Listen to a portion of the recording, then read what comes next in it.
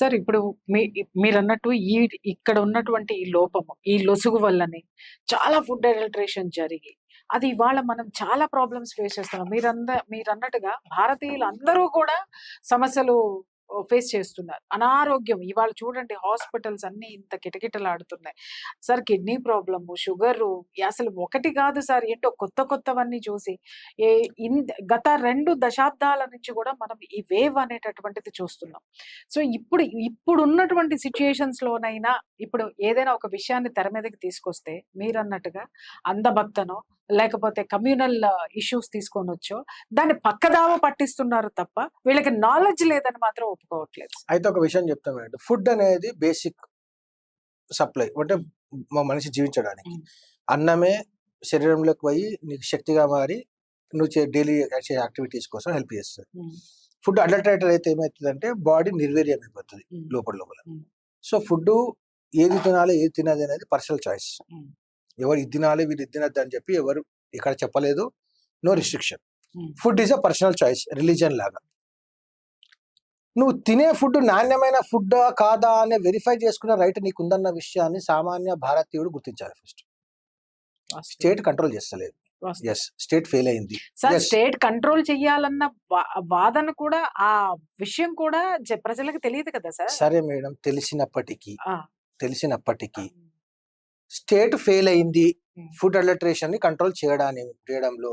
ఇంత vast population లో వాళ్ళ దగ్గర ఉన్నటువంటి మిషనరీ, వాళ్ళ దగ్గర ఉన్నటువంటి అధికారులు సరిపోలేదు.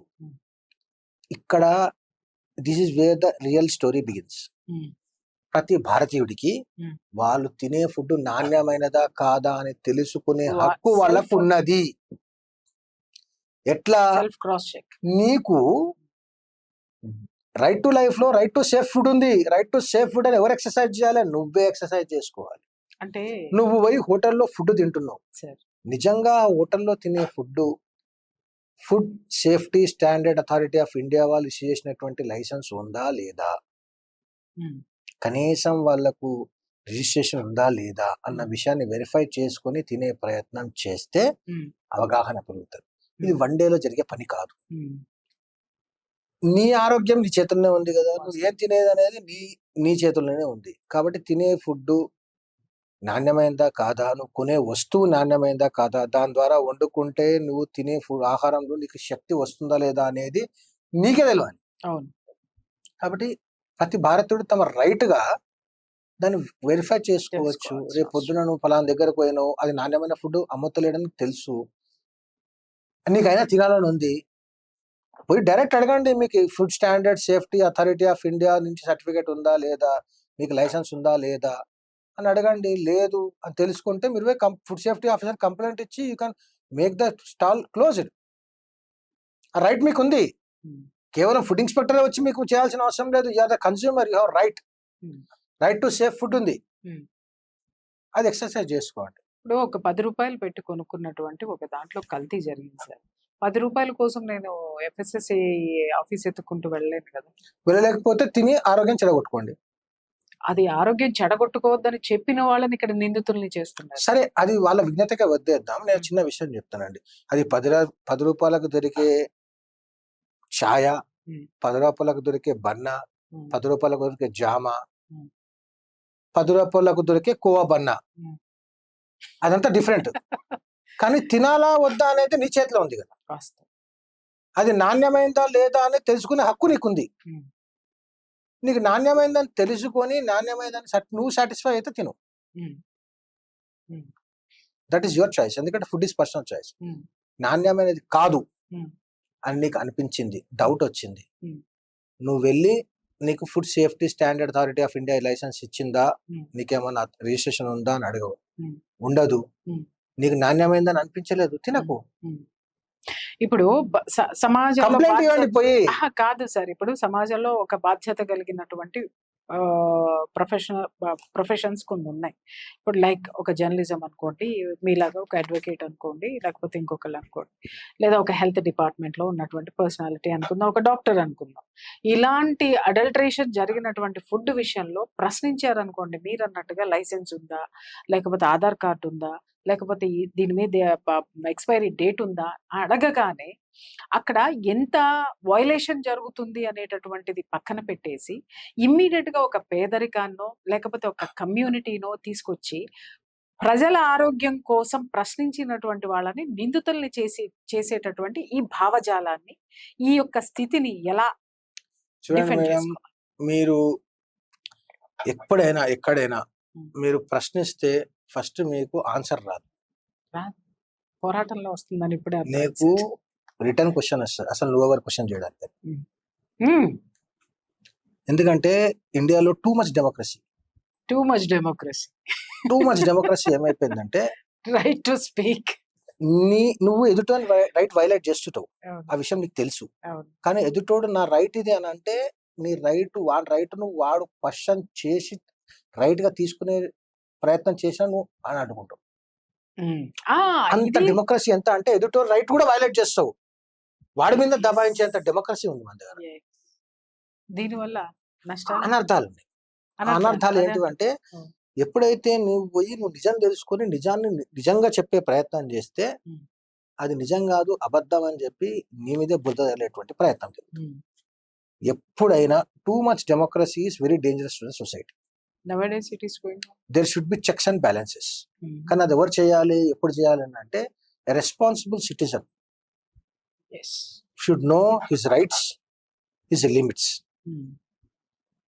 రైట్స్, లిమిట్స్ తేల్చుకొని నువ్వు ఎంతవరకు ప్రశ్నించవచ్చు, ఎంతవరకు ప్రశ్నించకూడదు, నీ రైట్ ఎంతవరకు ఎక్సర్సైజ్ చేయొచ్చు అనే విషయాన్ని విజ్ఞతను పెట్టుకున్నప్పుడు మాత్రమే ఒక సొసైటీ ఒక సిస్టంలో పనిచేస్తుంది. లేదంటే టూ మచ్ డెమోక్రసీ ఏం చేస్తుందంటే స్పాయిల్ చేస్తుంది. Too much democracy has spoiled our nation, our societies. అందుకే నువ్వు డూప్లికేట్ ఫుడ్ అమ్ముతున్నావు అని చెప్పి నువ్వు హోటల్ వాడిని ప్రశ్నించలేని పరిస్థితి. Hmm. అందుకే ఇప్పుడు తూ అదే కోన్ అవుతా జరుగుతుంది. అంటాడు ఫస్ట్ వాడు వచ్చి. Hmm. తూ Hmm. కోన్ అవుతారే ఆఫీసర్ కంప్లైంట్ కర్లేజా అంటాడు. Ah, అది టూ మచ్ డెమోక్రసీ. yes. వాడికి భయం లేదు. భయం ఎందుకంటే లేదు సార్. ఎందుకు భయం లేదు అంటే, state has utterly fail to implement the law. ఇది వాస్తవం. భయం ఎప్పుడు వస్తుంది? చట్టం కరెక్ట్‌గా ఇంప్లిమెంట్ చేస్తే. కొత్త చట్టాలు అవసరం లేదు, ఉన్న చట్టాలు చాలండి. Hmm. Hmm. సెపరేట్ గా ఫుడ్ అడల్టరేషన్ కోసం యాక్ట్, ఉరి శిక్షలు అవసరం లేదు. Hmm. Food adulteration is equal to attempt to murder. ఒక వ్యక్తిని కత్తితో పొడిస్తే ఆయన ప్రాణం తీసేటువంటి ఉద్దేశంతో అటెంప్ట్ చేసినట్టు. ఫుడ్ అడల్టరేషన్ కూడా అంతే సివియారిటీ ఉన్నటువంటి నేరం. నువ్వు కల్తీ ఫుడ్ పెట్టి ఆయన ప్రాణం తీసేటువంటి అటెంప్ట్ కూడా చేస్తున్నావా తెలిసి, Hmm. కత్తితో పొడిసి గన్నుతో కాల్చితే వ్యక్తి ప్రాణం పోతుందని తెలిసి నువ్వు ఆ పని చేస్తావు. Hmm. విషపూరితమైన ఆహారము, సబ్స్టాండర్డ్ ఉన్నటువంటి ఫుడ్ను తెలిసి నువ్వు సప్లై చేసినావంటే ఆయన ప్రాణం పోతుందని తెలిసి నువ్వు చేస్తున్నావు కాబట్టి it is equal to attempt to murder. Severity అక్కడ స్టార్ట్ కావాలి. ఫుడ్ను అటెంప్ట్, ఇప్పుడు యాక్సిడెంట్ కేసెస్లో ఏం చేస్తున్నారంటే హిట్ అండ్ రన్ కేసెస్ ఉంటాయి. 304A IPC అని ఉంటుండే. Accidental death, rash and negligent driving వల్ల యాక్సిడెంటల్ డెత్ అయితే అది ఇంటెన్షనల్గా కాదు, అన్ఇంటెన్షనల్ కాబట్టి దాన్ని బెయిలబుల్ అఫెన్స్ చేశారు. కానీ ఇప్పుడు బిఎన్ఎస్ వచ్చిన తర్వాత కొత్త చట్టంలో ఏముందంటే, culpable homicide not amounting murder అంటారు. 105 బిఎన్ఎస్ Hmm. అంటే నువ్వు చేసే చర్య వల్ల Hmm. ఎవరినైతే యాక్సిడెంట్ చేస్తున్నావో, ఎవరికైతే హామ్ కలిగిస్తున్నావో, నీ చర్య వల్ల వాళ్ళ హామ్ కలగడం కాదు, వాళ్ళ ప్రాణం కూడా పోయే అవకాశం ఉందని నీకు నాలెడ్జ్ ఉండి కూడా నువ్వు యాక్ట్ చేస్తే Yeah. That amounts to culpable homicide not amounting murder. Okay. Murder అంటే ఇంటెన్షన్, ఇది అన్ఇంటెన్షనల్ గా చేస్తున్నావు కానీ But you ఆ should యాక్ట్ know వల్ల that. వాడి ప్రాణం అవును. పోతా నీకు తెలుసు, అవును. అవును. అయినా చేస్తున్నావు అంటే ఇది అవుతుంది. Hmm. దీన్ని కూడా culpable homicide not amounting murder గా దీనికి Food 10 సంవత్సరాల adulteration. 10 సంవత్సరాలు జైలు శిక్ష. ఫుడ్ అడల్టరేషన్ దీన్ని కూడా అట్లా కన్సిడర్ చేయాలి. పరిగణించాలి. హిట్ అండ్ రన్ కేసులు యాక్సిడెంట్ అయిన తర్వాత ఆపకుండా, నువ్వు ఎమర్జెన్సీ మెడికల్ సర్వీసెస్ ని అలర్ట్ చేయకుండా, వాళ్ళకు మెడికల్ అసిస్టెన్స్ ఇవ్వకుండా వెళ్ళిపోయే వాళ్ళకు ఎత్తైతే శిక్ష ఇస్తారో, నువ్వు తెలిసి ఫుడ్ అడల్టరేషన్ చేసి మీ కస్టమర్స్ కానీ మిగతా వారికి ఎవరికైతే అడల్టరేటెడ్ ఫుడ్ పెడతారో వాళ్ళని కూడా culpable homicide not amounting murder case పెట్టాల్సిందే. అప్పుడు మాత్రమే ప్రజల్లో భయము, అవగాహన వస్తుంది. విషయం ఏంటంటే సార్, ఇప్పుడు ప్రజలు అనుకోండి, వాళ్ళలో అవగాహన లేదు, లేకపోతే సబ్జెక్ట్ మీద అవగాహన లేదు కాబట్టి వాళ్ళు చేశారు. ప్రజాప్రతినిధులు కూడా దీన్ని ప్రమోట్ చేసేటటువంటి దిశగా వెళ్ళడం అనేటటువంటిది ఎంతవరకు correct? Promotion madam, when the subject ఏదైతే ఉన్నదో అది బ్లూన్ అవుట్ ఆఫ్ ప్రమోషన్స్ అయిపోతుంది కొన్నిసార్లు. ఇంటెన్షన్ బిహైండ్ ది సబ్జెక్ట్ ఏంటంటే కల్తీ ఫుడ్, అడల్టరేటెడ్ ఫుడ్ ను సప్లై చేస్తున్నావు, అమ్ముతున్నావు, తయారు చేస్తున్నావు. దీనికి సర్టిఫికేట్ లేదు, దీనికి లైసెన్స్ లేదు, దీనికి ఎక్స్పైరీ డేట్ ఉందా లేదా తెలియదు. ఇది తిన్నవాడికి ఏదన్నా జరిగితే బాధ్యత తీసుకున్నవాడు లేడు. ఓకే, ఈ విషయాన్ని ప్రశ్న తీసినప్పుడు దానికి బ్లోన్ అవుట్ ఆఫ్ ప్రపోర్షన్ చేసేస్తాడు. ఒకడొచ్చి అది కమ్యూనల్ యాంగిల్ అంటాడు, ఒకడొచ్చి పేదవాడు బ్రెడ్ అమ్ముకుంటే నీకేం నష్టం అంటాడు. పేదవాడు బ్రెడ్ అమ్మేంత వరకు ఎవరికి నష్టం లేదు, కానీ బ్రెడ్ క్వాలిటీ క్వాలిటీ కూడా అంటే అడల్టరేటెడ్ క్వాలిటీ, తక్కువ క్వాలిటీ, ఎక్కువ quality, Niloufer quality, Karachi bakery quality అడుగుతలేము. నువ్వు ఇచ్చే 10 రూపాయలకు నాణ్యమైన బ్రెడ్ ఇవ్వగలిగితే అది తిన్న తర్వాత వాళ్ళకి కాంప్లికేషన్ లేకపోతే ఎవరికి అబద్ధాలే. కాంప్లికేషన్స్ వచ్చినప్పుడే ఆ ప్రశ్నించేటప్పుడు నెరేటివ్స్ చెప్పిన నెరేటివ్స్ బిల్డ్ చేసే ఇంటలెక్చువల్ ఈకోసిస్టమ్ జిహాద్స్ ఉంటారు కదా, వీళ్ళు ఏం చేస్తారంటే అరే మనకి ఇంత మీడియా జిహాద్ స్టార్ట్ చేస్తుంది, నేను కవర్ చేస్తుంది. కవర్ చేయగానే వాళ్ళు ఏం చేస్తారంటే 2 sides ఆఫ్ ద స్టోరీ చూసి ఏ సైడ్ మనకు అనుకూలము, దేని వల్ల మనం ఈ స్టోరీని ఎక్స్ప్లాయిట్ చేయొచ్చో చూసి దీన్ని హైలైట్ చేస్తుంది. ఇక నరేటివ్ జిహాద్, ఇంటలెక్చువల్ జిహాద్ ఏం చేస్తుందంటే దానికి నరేటివ్స్ బిల్డ్ చేసి డిబేట్లలో కూర్చుంటుంది. అది కూడా మీడియా జిహాద్ వాళ్ళకి ఫెసిలిటేట్ చేస్తుంది. వాడు కూర్చొని బన్ను మీద చర్చ, బన్ను మీద రచ్చ చేయొద్దు, అది పేదవాడి ఆహారం, పేదవాడికి ఆకలి తీరుస్తుంది. అసలు బన్ను ఎక్కడిదండి నేను చెప్తాను, బ్రెడ్ ఎక్కడిది? బ్రెడ్ మన ఇండియాది కాదు. ఏ దేశంలోనైతే గోధుమలు పండి, ఏ దేశంలో 360 సంవత్సరాలు 60 రోజులు గోధుమలు పండి ఆ గోధుమలను అప్పుడప్పుడు పట్టుకొని వేడివేడిగా చపాతీలు, పూరీలు, కచోరీలు చేసుకొని తినే సంస్కృతి వేల సంవత్సరాల సంస్కృతి ఉన్న దేశంలో బ్రెడ్ మనది కాదు. బ్రెడ్ ఎవరిది? ఏ దేశంలో అయితే గోధుమలు పండవో, ఏ దేశంలో అయితే గోధుమలు పండని దేశం నుంచి, ఇక్కడ నుంచి భారతదేశం నుంచి టన్నుల కొద్ది గోధుమలు తీసుకొని పోయి దాన్ని పిండిగా చేసి ఫ్లోర్ చేసుకుని వీట్ ఫ్లోర్ తయారు చేసి దాన్ని గోదాముల్లో స్టోర్ చేస్తారు. ఎందుకు? చలికాలంలో బయటికి వెళ్ళడానికి ఉండదుగా, స్టోర్ చేసి పెట్టుకుంటే అది పులిసిపోయి మైదా అవుతుంది. ఆ మైదాలో YEAST ఈస్ట్ అనే ఒక పదార్థాన్ని కలిపి దాన్ని బ్రెడ్ గా తయారు చేసుకొని ఆ బ్రెడ్ కు 4 days 5 days ఎక్స్పైరీ డేట్ ఉంటుంది. ఆ 4-5 days ఎక్స్పైరీ డేట్ ఉత్త బ్రెడ్ తినలేక దాని మీద ఆకులు, అలుములు, కూరగాయలు, ఇక పాలళ్ళు అన్ని బై ప్రొడక్ట్స్ తీసేసిన తర్వాత మిగిలిపోయినటువంటి ఏదైతే ఉంటుందో అది రుద్దుకొని తింటారు. అది వాళ్ళ సంస్కృతి. వాడి దగ్గర ఎండ ఉండదు. 365 రోజుల్లో మనకు 6 ఋతువులు ఉంటాయి, వాడికి ఒకటే ఋతువు ఉంటే ఎండాకాలం లేదంటే చలికాలం. సంవత్సరానికి 300 రోజులు మంచులోనే బతుకుతాడు వాడు. వాడిది ఉంటే ఫుడ్ అది మనది. అది హెల్త్ కాదు, హ్యాబిట్ కాదు. అన్నట్టు వన్ ఆఫ్ ద జిహాద్. ఇప్పుడు మ్యూజిక్ జిహాద్ ఎలా ఉందో మనకే తెలియకుండా మనలో వచ్చి చేరడము, మన బ్రెయిన్ లో. కొంతమంది క్లెయిమ్ చేస్తుంటారు ఫుడ్ జిహాద్ లో బిర్యానీ మిడిల్ ఈస్ట్ ఆయా, మొఘల్లే ఆయా అంటాడు. మెయిన్ ఇంగ్రీడియంట్స్ ఆఫ్ బిర్యానీ ఏంటిది? బియ్యం, స్పైసెస్. ఓకే, బియ్యం ఎక్కడ పండుతాయి? ఎక్కడైతే సమృద్ధిగా నీళ్లు ఉంటాయో అక్కడ పండుతాయి. సౌదీలో ఎడారి, నీళ్ళ చుక్క లేదు, బియ్యం పండించలేరు. బిర్యానీలో స్పైసెస్, ల్యాండ్ ఆఫ్ స్పైసెస్ ఏంటి? ఒక్కొక్క స్పైసెస్ పడితే నీకు స్పైసెస్ మెయిన్ ఇంగ్రీడియంట్స్ బియ్యము. ఇవి 2 పండిన దేశం నుంచి బిర్యానీ ఎట్లా వస్తుంది sir? This is basic question. ఇట్లా కాదు సార్, ఇక్కడ ఉన్నాయి అక్కడ ఓన్ చేశారు, అక్కడ ఉన్నాయి ఇక్కడ ఓన్ చేశారు. This is called narratives. Narrative జిహాద్ ఏం చేస్తుంది అంటే, నువ్వు ఏదైతే ఫేమస్ అంటున్నావో దాన్ని నీది కాదు, ఇది బయట దేశం నుంచి వచ్చింది, నువ్వు బయట దేశాన్ని నీది అనుకుంటున్నావు, నీకు బిర్యానీ మొగళ్ళు పెట్టిన భిక్ష అని చెప్పి నరేటివ్స్ బిల్డ్ చేసి. దట్ ఈస్ నరేటివ్ జిహాద్. yes, నరేటివ్ జిహాద్ అట్లా పని చేస్తాడు. నీ ఫుడ్ నీది కానిపిస్తాడు. స్పైసెస్ వానివి కావు, బియ్యం వానివి కావు. స్పైసెస్ మనవే, బియ్యం మనవే.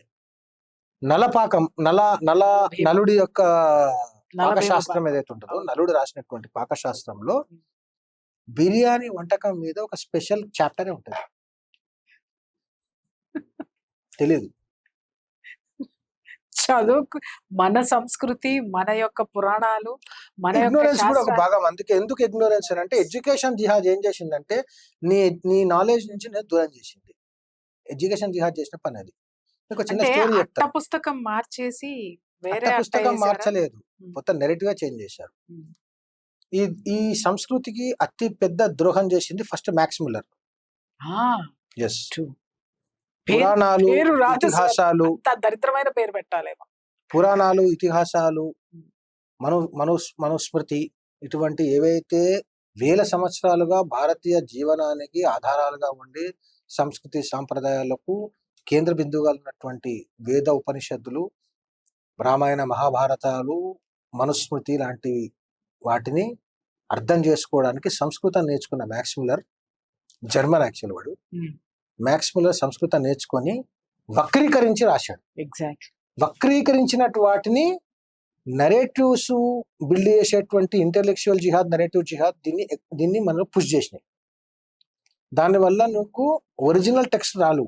ఉమ్, వాడు ఎప్పుడు కోట్ చేసినా అని రాముడు మాంసం తిన్నాడు, రాముడు మద్యం తాగాడు, ఉమ్, రాముడికి సీత ఇదవుతుంది, ఉమ్, రావణాసుడి సీత ఇదవుతుంది అని ఒకరి స్టోరీ చెప్తాడు. ఉమ్. యాక్చువల్గా ఎడ్యుకేషన్ జిహాద్ స్టార్ట్ చేసింది వీళ్ళు కాదు. ఎడ్యుకేషన్ అనేది was the back bone of India. 1857 అంతకన్నా ముందు ఆ ప్రాంతంలో టైప్ తెలియదు. టీబీ మెకాలే, థామస్ బబింగ్టన్ మెకాలే అనేటువంటి ఒక smartest Britain officer, smartest by mind, వాడిని బ్రిటిష్ని ఇంగ్లాండ్ నుంచి భారతదేశానికి పంపించారు. భారతదేశాన్ని 500 సంవత్సరాల పాటు బానిసంగా పెట్టుకోవాలంటే ఏం చేయాలో అసలు స్టడీ అయిపో అని చెప్పి పంపిస్తే టీబీ మెకాలే భారతదేశానికి వచ్చాడు. భారతదేశానికి వచ్చిన టీబీ మెకాలే ఏం చేశాడంటే 14 సంవత్సరాలు భారతదేశంలో ఉన్నాడు. కాశ్మీర్ నుంచి కన్యాకుమారి వరకు, అటక్ నుంచి కటక్ వరకు మొత్తం అన్ని ప్రాంతాలు, అప్పుడున్నటువంటి ప్రావిన్సెస్ మొత్తం తిరిగాడు. తిరిగేసి 14 సంవత్సరాల తర్వాత ఒక రీసెర్చ్ నోట్ తయారు చేసుకొని బ్రిటిష్ పార్లమెంట్కి వెళ్ళి ఒక స్పీచ్ ఇస్తాడు. స్పీచ్ స్టార్టింగ్ ఏం చెప్తాడంటే, I have travelled the length and breadth of India. Length and breadth of India. I have not seen a beggar, I have not seen a thief. ఒక దొంగని కానీ ఒక బిచ్చగాని కానీ నేను భారతదేశంలో చూడలేదు. I have seen such a wealth in India that rivers of wealth flow from every house. ఓ, భారతదేశం ప్రతి ఇంటి నుంచి సంపద నదుల్లాగా పారుతుంటది. Um, the Indians never count their wealth, they weigh their wealth. డబ్బులు లెక్క పెట్టేవారు కాదట, తూచేవారట. అంత కొలిచేవారు. డబ్బు. Most of the income of Indians is spent on um, culture, um, gurukulas, um, temples um, and dharmic characters, um. and the amount left out is used for the self. First దేవాలయాలకు, గురుకులాలకు, దాన ధర్మాలకు, దేశానికి సంబంధించినటువంటి విషయాలకు పంచిన తర్వాత మిగిలిన కొద్దిపాటి వాళ్ళ అవసరాలకు మాత్రమే పెట్టుకునేవారు. కాబట్టి దేవాలయాల్లో అట్లా దాన ధర్మాలు చేసి దేవాలయాల్లో కొన్ని లక్షల కోట్ల రూపాయలు ఉన్న విషయం తెలుసుకొని గజనవీలు, బాబర్లు, అక్బర్లు వచ్చి దేవాలయాలను దోచుకున్నారు. వాస్తవం. మొహమ్మద్ గజనవి ఎన్నిసార్లు దండయాత్ర చేశాడు? 18 times. ఏ టెంపుల్ని దోచుకున్నాడు? సోమనాథ్. సోమనాథ్. ఫస్ట్ వచ్చినప్పుడు ఒక పడవ నిండా బంగారు నాణాలు తీసుకుపోయిండట. సెకండ్ టైం 2 పడవలు తీసుకుపోయింట. Third time 3. అట్లా 18 పడవల నిండా, నావల నిండా డబ్బులు తీసుకుపోయిండట. ఈ డబ్బులు తీసుకోబోతున్న విషయం తెలుసుకొని పోర్చుగీసు, స్పెయిన్ మధ్యలో గొడవ జరిగింది. వరల్డ్ మ్యాప్ ను 2గా డివైడ్ చేసుకొని స్పెయిన్ ఒక దిక్కు దోచుకోవాలి, పోర్చుగీస్ ఒక దిక్కు దోచుకోవాలి అని చెప్పి ఉంటారు. వాళ్ళంతా సముద్రపు దొంగలు, పైరేట్స్ అంటారు వాళ్ళని. వాళ్ళు గొడవ పడుతున్న టైంలో అక్కడ ఉన్నటువంటి చర్చ్ హెడ్, అరే బాబు మీరు ఈస్ట్ సైడ్ పోండి, నువ్వు వెస్ట్ సైడ్ పో అని చెప్పారు. ఏది? పోర్చుగీస్ కి స్పెయిన్ కి ఉన్న ఈస్ట్ అమెరికా, ఇదేమో ఇక్కడ. అందుకే కొలంబస్ అమెరికాను కనుక్కున్నాడు. Oh my God! అమెరికా అలా కనుక్కొని ఆ, పడింది. వాడు దోచుకోవడానికి పోయినాడు దిక్కు. డివైడ్ అండ్ దోచుకోవడానికి పోయి అక్కడ ఒక భూమి డివైడ్ అండ్ కనిపిస్తే సే భూమి అది ఏంద్రా అంటే చూసినాడంటే అమెరికాలో ఉన్న రెడ్ ఇండియన్స్ ఎప్పటి వారు అంటే అసలు ఈ కొలంబస్ అనేటువంటి తాత పుట్టక నుంచి అక్కడ ఉన్నారు అమెరికా. వీడేం కనుక్కోలే, అమెరికాకు నాట్ ఇన్వెన్షన్. సీ రూట్ కనుక్కున్నాడు. యాక్చువల్గా వాడు వెతకకుండా పోయింది ఇండియా.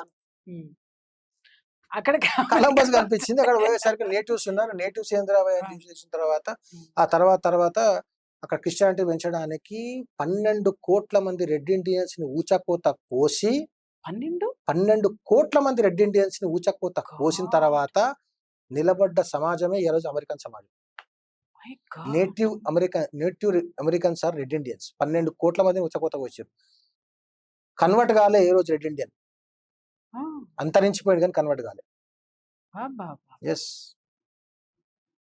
క్రిస్టియన్ మిషనరీస్ 12 కోట్ల మంది రెడ్ ఇండియన్స్ ఊచకోత కోసింది. This is the real story of America. ప్రపంచానికి ఈ చరిత్రని వీళ్ళు తెలుసు. చెప్పారు సార్. మనం చదవం అంతే. ఉన్నాయి 12 crores. ఎప్పుడైనా మీకు వీలు ఉన్నప్పుడు టైం ఉన్నప్పుడు రాజీవ్ దీక్షిత్ అనేటువంటి ఒక గ్రేట్ పర్సనాలిటీ గురించి తెలుసుకోండి.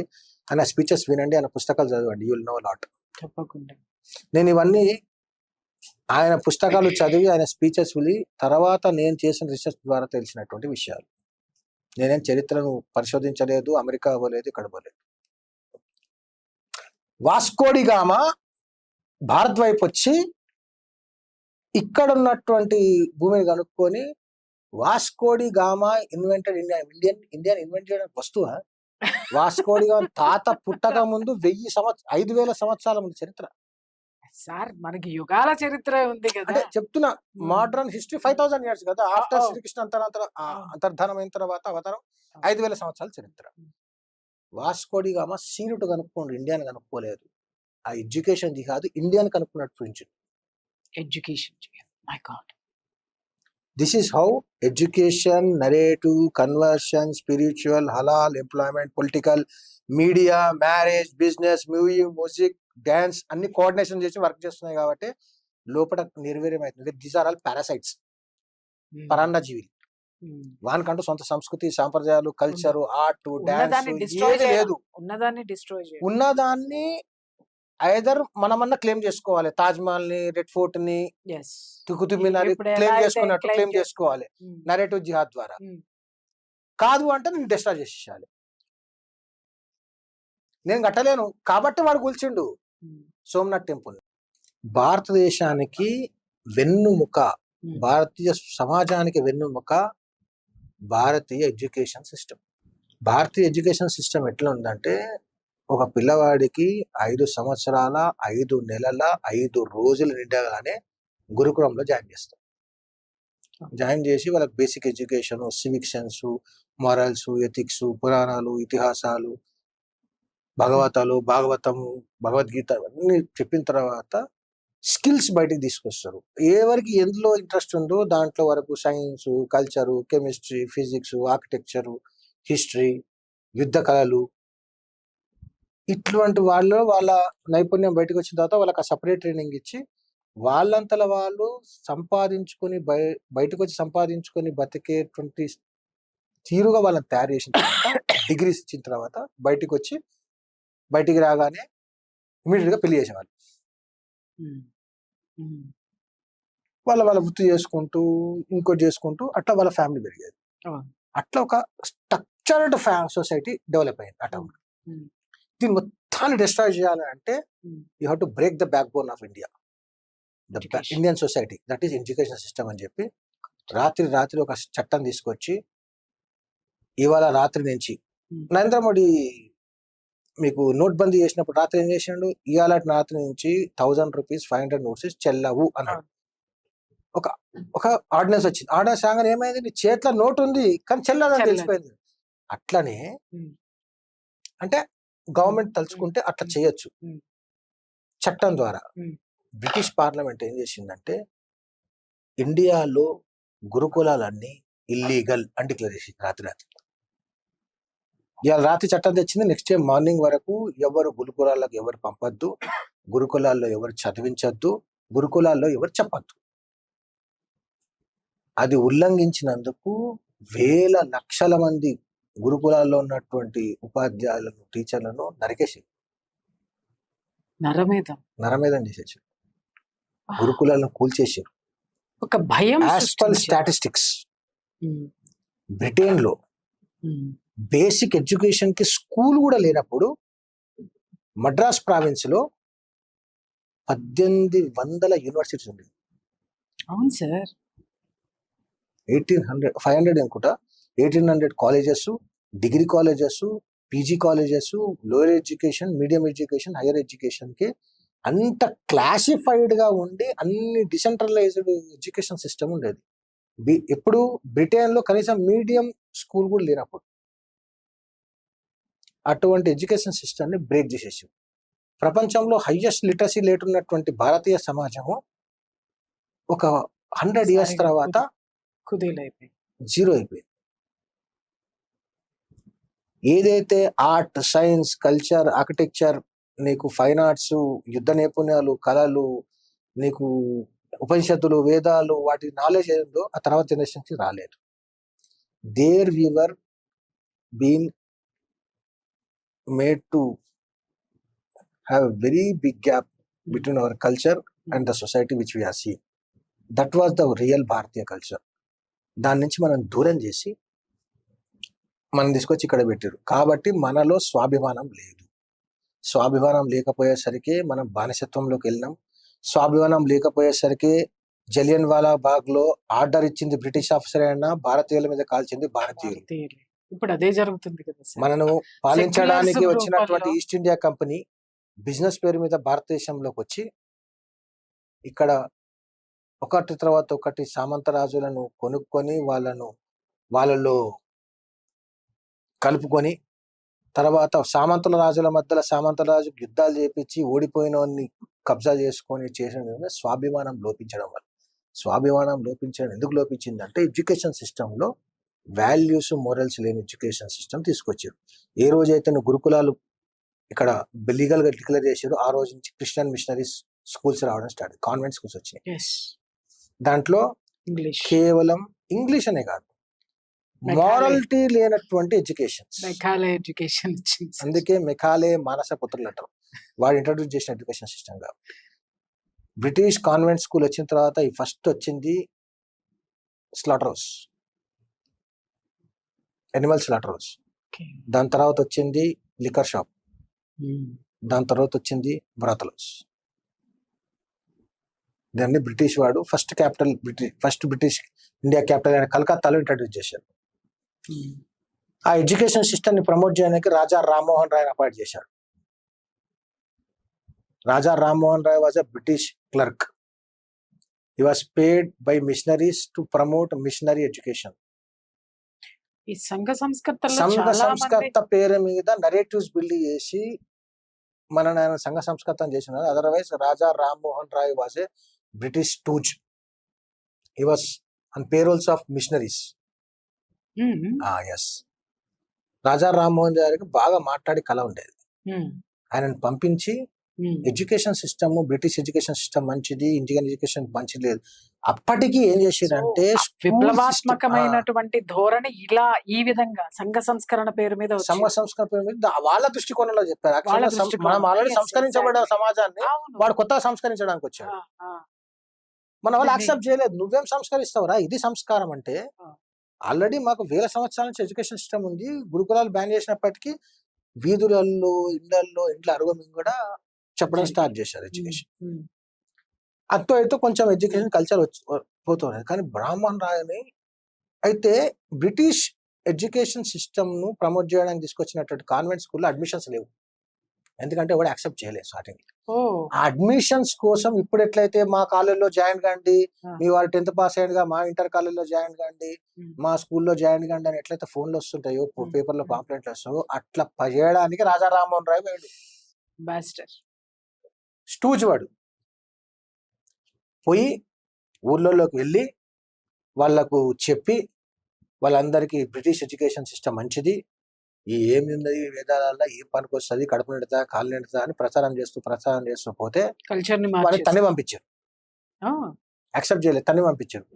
తన్ని పంపించేసరికి ఏం చేసిరంటే, నువ్వు ఇట్లా పోవద్దు, నీకు డిఫరెంట్ నెరేటివ్ ఇస్తామని చెప్పేసి సతీ సహగమనాన్ని ఆపండి అని ప్రమోట్ చేయడానికి పోయిన రాజా రామ్మోహన్ రాయ్ ఆయన వాళ్ళని సతీ సహగమనం ఆపిండ్రు అని చెప్పేసి ఆయనను అట్లా ప్రొజెక్ట్ చేసుకుంటూ వాడు సొసైటీలోకి అట్లా వెళ్ళి మొత్తము ఫస్ట్ ఎవరిని ట్యాప్ చేశారంటే రాజా రజవాడే రాజులు, సామంత రాజులు, వాళ్ళు ఊర్లకు పెద్దలు ఉంటారు కదా ఆ డబ్బునోళ్ళని వాళ్ళకు ఎట్లా తీసుకొచ్చారంటే మన మైండ్ లో సైకలాజికల్ జిహాద్ అంట దాన్ని. సైకలాజికల్ గా నీ మైండ్ లో ఏం పెట్టారంటే ఇంగ్లీష్ మాట్లాడితే పాష్, నువ్వు భారతీయ భాషలు మాట్లాడితే నీవు తక్కువ అన్కల్చర్డ్ ఫెలో అన్నట్టు చూపించి పెద్ద పెద్ద రాజులు, దిస్ ఇస్ రియల్ స్టోరీ, పెద్ద పెద్ద రాజులు కానీ పెద్ద పెద్ద సామంతులు జమీందారులు ఏం చేశారంటే వాళ్ళ పిల్లలకి ఇంగ్లీష్ రావాలని చెప్పి అక్కడి నుంచి మేడ్స్ ని తెచ్చుకుంటారు కదా బ్రిటన్ వాళ్ళు, వాళ్ళ మేడ్స్ తోటి పాలు పట్టించేవారు. కన్నతల్లితో కాదు, ఇంగ్లీష్ ఇంగ్లీష్ రావాలి, ఇంగ్లీష్ వాళ్ళే తర్వాత కాన్వెంట్ కావాలని టీచర్లు చెప్పి అయ్యారు అసలు. దాని తర్వాత వాళ్ళని తీసుకుపోయి కాన్వెంట్ స్కూళ్ళలో జాయిన్ చేయించారు. వాళ్ళని చూసి మిగతా వాళ్ళు జాయిన్ అయ్యి అట్లా కాన్వెంట్ స్కూల్ పెరగాలి. లేకపోతే convent school was never successful in this country. First liquor shop పెడితే ఎవడు కొనేవాడే కాదు. మీరు ఇందాక చెప్పినట్టు లవ్ జిహాద్ లో తారా గారి కేసు నేషనల్ ఛాంపియన్ కనుక ఈ విధంగా చేసినట్టుగా దీన్ని కూడా ఒక్కొక్క జమీందారుల system. పిల్లలు జాయిన్ అయ్యారు వాళ్ళని తీసుకువచ్చి ఇట్లా మిడిల్ క్లాస్ చేస్తూ తీసుకొచ్చి ఇన్ని రకాలుగా జిహాదులు చేశారు. అది ఒక కమ్యూనిటీ చేసిందా కాదు, ఏది చేసినప్పటికీ ఇప్పుడు మనం మాట్లాడుకున్న 26 జిహాదులు భారతీయ వ్యవస్థను నిర్వీర్యం చేయడానికి తీసుకొచ్చినవి అవి ఇంకా పనిచేస్తా ఉంది. మనం గుర్తించిన వాళ్ళు దాన్ని అలర్ట్ అయ్యి చేస్తున్నారు. దత్తపంజి జయంగడే ఎప్పుడో గుర్తించి, అందుకే విద్యా వ్యవస్థలో, ఉద్యోగ వ్యవస్థ, కార్మిక వ్యవస్థలు, స్వదేశీ ఉద్యమం వీటి విషయంలో మార్పులు చేయాలి, ప్రజల్లో అవగాహన తీసుకురావాలి. స్వదేశీ జాగరణ మంచి మీకు ఏబీవీపీ, బిఎంఎస్ ఇట్లా రకరకాల సంస్థలు స్థాపించి ఈ మాత్రం సొసైటీని కాపాడు. దత్తపంజి జయంగి వాజ్ విజనరీ. ఆయన లేకపోయినా అంటే సంఘం పనితో పాటు ఆయన వ్యవస్థల పని చూశాడు.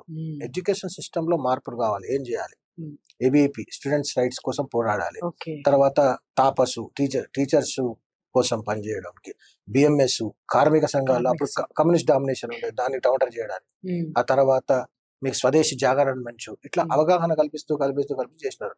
అట్లా చేసినా కాబట్టి వ్యవస్థలు నిలబడ్డాయి, లేకుంటే వ్యవస్థ ఎప్పుడో కూలిపోయేది. ఇన్ని కుట్రలలో ఏడుంటుండే.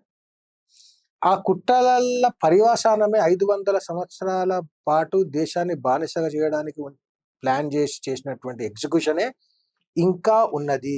కాబట్టి ఇండియాలో most of the people who are sleeping or acting to be sleeping are colonised minds అంటారు. వాళ్ళు ఇంకా బ్రిటిష్ మఖాలే మానసపుత్రుల యొక్క మనస్తత్వం కలిగి ఉన్నారు. India needs decolonised mind. ఆ బ్రిటిష్ మత్తు వదలాలి.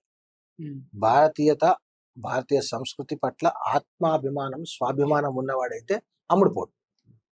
మీరన్నట్టు ఇప్పటికే చాలా మందిలో ఒకప్పుడు హిందువు అని చెప్పడానికే ఒక మాట బయటకు వచ్చేటటువంటిది కాదు, దాని నుంచి నేను హిందువు అని చెప్పేసి అని గర్వంగా చెప్పుకునేటటువంటి సిచ్యువేషన్ వచ్చారు.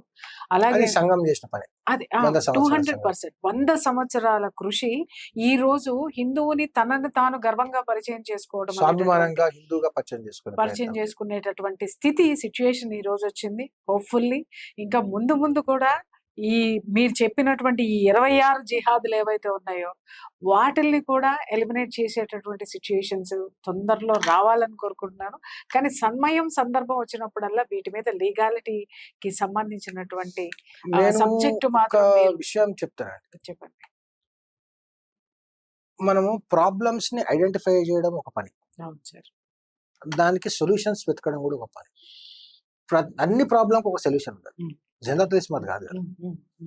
ఒక్కో ప్రాబ్లంకి ఒక సొల్యూషన్ ఉంటుంది. డిఫరెంట్ సంస్థలు పనిచేస్తున్నాయి, అయినప్పటికీ ఉన్న సినారియోలో దాన్ని లీగల్ గా ఎట్లా ట్యాకిల్ చేయొచ్చు, మీకు ఏం రైట్స్ ఉన్నాయి అనే విషయాన్ని అవగాహన కలిగించే ప్రయత్నమే మన పని. మీకు రైట్ ఉంది, యూ కెన్ క్వశ్చన్ ఇట్. దాని ద్వారా నిజాలు బయటకు వచ్చిన తర్వాత దట్స్ యువర్ చాయిస్. పోవాలా వద్దా, వద్దా. తినాలా వద్దా అనేది నీ ఇష్టం. వాస్తవం సార్. అది కల్తీయా కాదా అనేది ఫస్ట్ వెరిఫై చేసుకో. Exactly. తినాలా వద్దా నీ ఇష్టం. That is food is personal choice. Exact. Nobody is forcing you to eat. నీ ఆరోగ్యం నీ చేతుల్లో ఉంది. స్టేట్ దగ్గర ఫుడ్ అడల్టరేషన్ కాకుండా కాపాడే చట్టాలు తీసుకొచ్చే బాధ్యత ఉంది. నీ దగ్గర వెరిఫై చేసుకునేటువంటి రైట్ ఉంది. వెరిఫై చేసుకో. ఫుడ్ కల్తీదా మంచిదా చూసుకో. కల్తీదైనా తినాలనుకుంటే తిను, నీ ఇష్టం అది. తిని ఆరోగ్యం ఖరాబ్ చేసుకుంటా నీ ఇష్టం అది. నీకు రైట్ ఉన్నది అని నీకు చెప్తున్నా. వాడుకుంటావా వాడుకో అని ఇష్టం. ఎగ్జాక్ట్. శ్రీకృష్ణుడు కూడా భగవద్గీత చెప్పినప్పుడు ఇది ధర్మం, ఇది చెయ్యాలి అని చెప్పిండు. నేను చెప్పడమే నా ధర్మం, వినకపోతే నీ కర్మం అన్నాడు. మనం కూడా చెప్పడం వరకే, విని దాన్ని అర్థం చేసుకొని రైట్స్ ను వాళ్ళు ఎంజాయ్ చేసి వాళ్ళ ఆరోగ్యాన్ని కాపాడుకొని దేశాన్ని, దేశ భవిష్యత్తును కాపాడుకునేటువంటి బాధ్యత, రాష్ట్ర ధర్మాన్ని నిర్వర్తించాలన్న ఉద్దేశం ఉన్న వాళ్ళు అర్థం చేసుకొని దాన్ని పాటిస్తారని, రాష్ట్రం పట్ల ఎటువంటి బాధ్యత లేకుండా క్రిమినల్లీ నెగ్లిజెంట్ సిటిజన్స్ ఎవరైతే ఈ దేశానికి అవసరం లేదో వాళ్ళు తిని తొందరగా పోతే ఈ దేశం బాగుపడుతుందని నేను కోరుకుంటున్నాను. Thank you so much sir. నిజంగా చాలా వాల్యుబుల్ వర్డ్ సార్. ఒక 4 జిహాదులు అనేటటువంటి ఫైట్ కి ఇప్పుడు మీరు ఇన్ని చూపించిన తర్వాత మళ్ళీ వీటిని డీకోడ్ చేస్తే ఇంకెంత ఫైట్ చేయాల్సి వస్తుందో. నిజంగా సుదీర్ఘంగా 100 సంవత్సరాల ఆర్ఎస్ఎస్ యొక్క కృషి ఈ రోజు నిజంగా మనం చాలా ఫ్రూట్స్ ని మనము అందుకుంటున్నాం, ఎంజాయ్ ఎంతో చేస్తున్నాం. మంది త్యాగాల తర్వాత ఎగ్జాక్ట్లీ. బట్ ఇప్పుడు వచ్చినటువంటి అవేర్నెస్ తోటి ఇంకా చురుకుగా పనిచేసి ఇప్పుడున్న యువత చాలా వరకు అందిపుచ్చుకుంటున్నారు. ఇలా మనం నాలెడ్జ్ ఇస్తే తీసుకోవడానికి కూడా వాళ్ళు సిద్ధంగా ఉన్నారు.